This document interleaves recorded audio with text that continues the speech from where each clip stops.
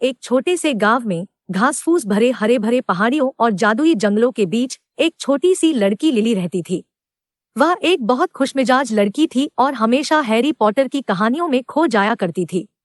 वह हर दिन स्कूल के बाद अपनी पसंदीदा किताबों को पढ़ती थी, लेकिन उसे नहीं पता था कि उसकी जिंदगी में एक जादुई बदलाव होने वाला था।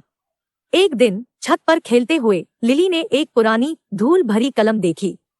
जैसे ही उसने उसे उठाया, उसके हाथ में एक छोटा सा झटका लगा और उसे एक अजीब शक्ति महसूस हुई। उसे नहीं पता था कि कलम एक शक्तिशाली जादूगर द्वारा बनाई गई थी। उस रात जब लिली ने जादुई कलम से अपनी डायरी में लिखना शुरू किया, तो पन्ने पर लिखे शब्द चमक उठे और जीवंत हो गए। वह आश्चर्यचकित रह गई जब उसे डायरी की दुनिया में खींच लिया गया, जहां उसके सबसे पसंदीदा स्कूल हॉगवर्ट्स के छात्र बनने का सपना सच हो गया। वह अपने पसंदीदा पात्रों से मिलने और झाड़ू पर उड़ने का मजा लेती है। उत्साह के बीच लिली ने एक परछाई को छिपते हुए देखा। जैसे ही उसने परछाई की ओर देखा, उसने एक छोटा सा गधा देखा।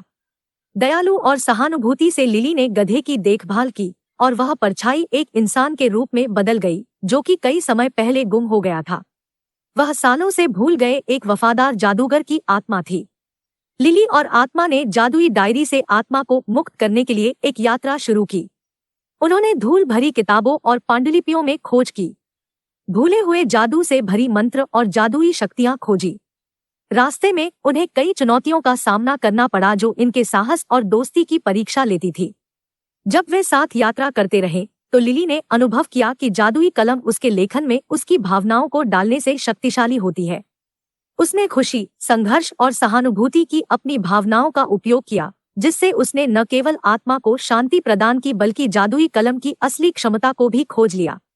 एक तनावपूर्ण लड़ाई में उन्होंने जादुई डायरी के जादूगर के साथ आत्मा को मुक्त करने का सामना किया, जो आकृति को उलझाए हुए थे।